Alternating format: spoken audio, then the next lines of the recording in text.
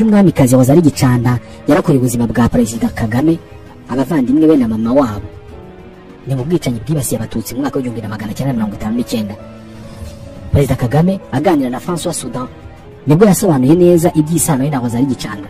Icyo gihe Perezida Kagame yaragize ati mama yari umuvandimwe w'umwamikazi wa nyuma w'u Rwanda wishwe muri jenoside yakorewe abatutsi kubera ko base baravukanaga. Kandi muri ibi bitabo byombi Perezida Kagame yagarutse ku bwicanyi bwo mu mwaka wa 1959 bwafashe intera kuva ku itariki ya 3 y'ukwezi kwa 11 mu 1959 ubwo abatutsi batangiraga gutwikirwa, umuryango we ugatabarwa n'umwamikazi. Icyo gihe ise Bwana Rutagambwa Deogratias we yari yarahunze mbere, asiga abana 6 barimo na Perezida Kagame wari muhererezi bari kumwe na mama wabo. Icyo gihe mu bwicanyi bukomeye Zari Gicanda yoherereje imodoka ihungisha umuryango wa Perezida Kagame wari ugeramiwe n'abicanyi bo ku musozi wa Tambwe bashaka kubavutsa ubuzima. Mu gihe uyu muryango utari ufite icyo wakora kugira ngo urokore ubuzima bwawo, nibwo haje umushoferi waje atwaye imodoka ashyikiriza umubyeyi wa Perezida Kagame ibaruwa yavuga ko atumwe n'umwamikazi wa Zari Gicanda wari utuye i Nyanza mu Rukari icyo gihe. Muri iyo baruwa umwamikazi yamenyesheje uwo mubyeyi ko umushoferi ari uwo kubahungisha muri ibyo bihe by'amakuba. Icyo gihe umuryango wa Perezida Kagame n'abantu bari baturanye nawo binjiye muri iyo modoka mu gihe igihiriri cy'ababahigaga cyaturukaga ku wundi musozi kigahita kirara mu byo bari batunze. Mu rugendo rw'iminota 45 uvuye aho bari batuye, basanze umwamikazi wa Zari Gicanda i Nyanza mbere yuko berekeza mu Mutara, ari naho bavuye bahungira muri Uganda mu gace kitwa Kamwezi, bahava berekezwa hitwa Toro. Iki gikorwa Perezida wa Repubulika y'u Rwanda Paul Kagame nta na rimwe areka kukivugaho iyo agaruka ku mwamikazi wa Zari Gicanda, umwamikazi wa nyuma w'u Rwanda. Kandi umubano wa Perezida Kagame n'umwamikazi wa Zari Gicanda ntabwo wacitse ngo uhere nubwo batabaga mu gihugu kimwe, kubera ko nubwo yagize uruhare mu gutuma abaho akiri umwana. Perezida Kagame amaze gukura yagarutse mu Rwanda mu gihe yari mu kigero cy'imyaka 20 mu ngendo 3 yakoreye mu Rwanda, rumwe mu 1977 n'urundi mu 1978 ndetse n'urwa nyuma rwo mu 1979. Nk'uko yabibwiye ibinyamakuru bya Radio TV10 ndetse na Royal FM mu kiganiro yagiranye nabyo ku itariki ya 4 y'ukwa 4 mu 2024, ngo aje muri izi ngendo nanone yajyaga gusura umwamikazi wa Zari Gicanda wongeye kumubona yarabaye umusore. Muri ibyo bihe nibwo hafashwe ifoto y'ikimenya bose yaba bombi bicaranye. Perezida Kagame n'umwamikazi wa Zari Gicanda amateka y'umubano wabo arihariye.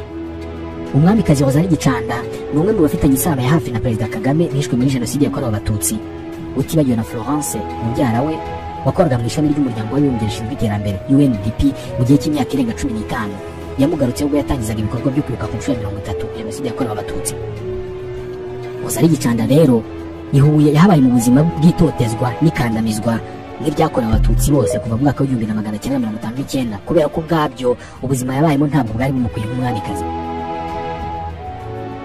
Aha i Butare yahabaye imyaka irenga 30 kugeza mu mwaka wa 1994 ubwo yicwaga muri jenoside yakorewe abatutsi. Zari Gicanda ari mu batutsi bishwe mbere y'abandi mu mujyi wa Butare ku itariki ya 20 y'ukwa 4 mu 1994. Ubundi muri perefegitura ya Butare bitandukanye n'izindi perefegitura mu gihugu, ho ntabwo umugambi wa jenoside wo gutsemba abatutsi wahise ushyirwa mu bikorwa, kubera ko perefe wayoboraga iyi perefegitura Bwana Habyarimana Jean Baptiste yari umututsi, yanze ko jenoside ishyirwa mu bikorwa ndetse mu minsi ya mbere biranakunda. Ibi byabayeho kugera ku itariki ya 17 y'ukwa 4 mu 1994 ubwo yatabwaga muri yombi afungwa ku mabwiriza ya Perezida Theodore Sindikubwabo wari wagiye Butare mu rugendo rwo gukangurira abanyabutare gukora jenoside nka perefegitura yavukagamo. Kuri iyo tariki Perefe Jean Baptiste Habyarimana amaze gufatwa, umwamikazi wa Zari Gicanda yatangiye guterwa ubwoba nuko nawe yakwicwa, ndetse yatangiye gutekereza icyo yakora. Kimwe mu byagarutsweho na raporo ya Human Rights Watch yasohotse mu 1999 yavuze ko umwamikazi Gicanda wari ufite imyaka 66 mu gihe cya jenoside yakorewe abatutsi yasabye Joseph Kanyabashi wari burugumesitiri wa komine Ngoma muri perefegitura ya Butare kumurinda, ariko undi arabyanga. Nyuma yo kubyanga birumvikana ko nta burinzi umwamikazi Gicanda yari asigaranye. Umwamikazi yaratereranywe na leta yagombaga kumurinda nk'ibindi bihumbi by'abatutsi n'imihanda yose y'u Rwanda. Ibi rero nibyo byatumye ku itariki ya 20 y'ukwa 4 mu 1994 ahagana saa 5 z'amanywa abasirikare bayobowe na Lieutenant Pierre Bizimana binjira mu rugo rw'umwamikazi Gicanda, baramufata we n'abandi bakobwa 6 babanaga nawe bamufasha imirimo, barabatwara bajya kubica inyuma y'ingoro ndangamurage y'u Rwanda. Ibi byakozwe ku mabwiriza yari yatanzwe na Kapiteni Ildefonse Nizeyimana wari umuyobozi ushinzwe ubutasi mu ishuri rya gisirikare ESO.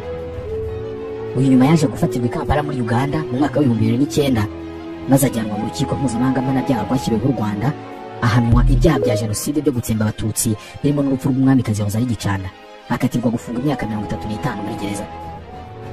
Muri urwo rugo hasigaye mama wa Gicanda wari ufite imyaka 80 n'undi mukobwa wo kumwitaho. Ku gicamunsi aba basirikare bagarutse muri urwo rugo baje gusahura, hashize iminsi 2 baragaruka bica n'uwo mubyeyi. Kwica umwamikazi Rosalie Gicanda byabaye ubutumwa bukomeye ku bari mu mugambi wo gutsemba abatutsi, kubera ko ubwo kumwica byari bisobanuye ko nta mututsi ugomba kurokoka niyo yaba ari umwamikazi Rosalie Gicanda, ko nawe agomba kwicwa. Padiri Martin Mudendere agaruka kuri Gicanda mu mwaka wa 2018 yavuze ko mu byo yabwiwe n'umwana w'umukobwa waje kurokoka ubwo Gicanda n'abandi bagore b'inshuti ze bicwaga, ngo yamubwiye ko mbere y'uko bicwa Gicanda n'abandi bagore babanje kuvuga isengesho bishyira mu maboko y'Imana. Nuko umwamikazi wa nyuma y'u Rwanda aricwa yicanwa n'abandi batutsi bazize uko bavutse. Ubu umwamikazi Gicanda aruhukiye Mwima ya Nyanza, ahatabarijwe umwami Mutara wa gatatu Rudahigwa na Kigeli wa gatanu Ndahindurwa. Nyuma ya jenoside yakorewe abatutsi, inzu y'umwamikazi Rosalie Gicanda ntawongeye kuyituramo kugeza mu 2010 ubwo hazaga igitekerezo cyo kuyihindura inzu ndangamurage nk'iyatuyemo umwamikazi wa nyuma w'u Rwanda. Iki gitekerezo cyashyizwe mu bikorwa mu mwaka wa 2021 ubwo inyubako yahindurwaga inzu ndangamurage inashyikirizwa ikigo cy'ingoro z'igihugu z'umurage w'u Rwanda. Umwamikazi Rosalie Gicanda n'abandi batutsi bose bishwe muri jenoside yakorewe abatutsi mu mwaka wa 1994 bishwe mu buryo bw'iyicarubozo rikomeye n'umubabaro ntagereranywa. Bishwe nabi ndetse bapfana agahinda gakomeye, bapfa nta kirengera bafite kubera ko leta yakabarinze niyo yabamaze. Abaturanyi babo babanye bakamiye nibo babishe. Abatutsi bapfanye intimba ikomeye. Aba bose uko bari mu ngeri zabo zose baziyuka igihe cyose nk'inzirakarengane zishwe zizira uko zavutse. Bateshejwe agaciro mu buryo bushoboka bwose, barashinyagurirwa bikomeye, ariko uyu munsi tubagarutseho uko basubiza agaciro bambuwe nk'abantu, kandi amateka atazigera yibagirwa, kuko na jenoside yakorewe abatutsi izaguma mu mateka y'isi nk'ikintu kibi cyabaye ku nyokomuntu. Ariko nanone ababishe amateka n'abazabibuka nk'ibigwari, nabo amazina yabo azakomeza agaruka nk'uko tubikoze uyu munsi. Tugarutse ku mwamikazi Rosalie Gicanda, umuhungu muto yafashije kubaho mu myaka ya za 60, Paul Kagame niwe wahindutse umujenerali w'igitangaza, ajya imbere y'inkotanyi babohora u Rwanda. Nyuma ya jenoside yakorewe abatutsi barongera bararwubaka, baruha ikuzo. None dore aho tugeze. Ibiganiro byacu ushobora kubikurikirana kuri Graciane TV cyangwa kuri Muhigo Bwa kuri TikTok. Ndabashimiye.